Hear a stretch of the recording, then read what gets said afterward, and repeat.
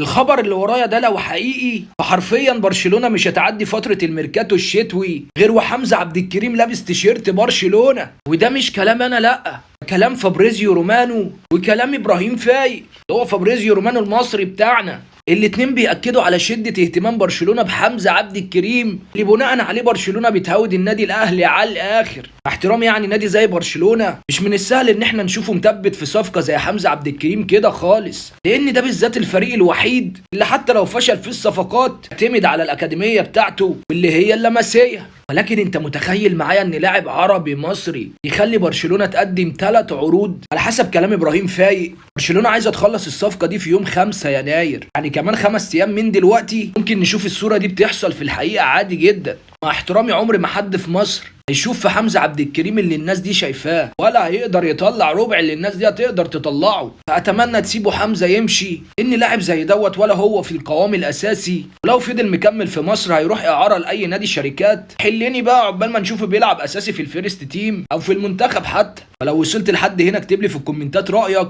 وقول لي شايف حمزة عبد الكريم المصلحة ليه انه يقعد في الاهلي ولا انه يسافر على برشلونة.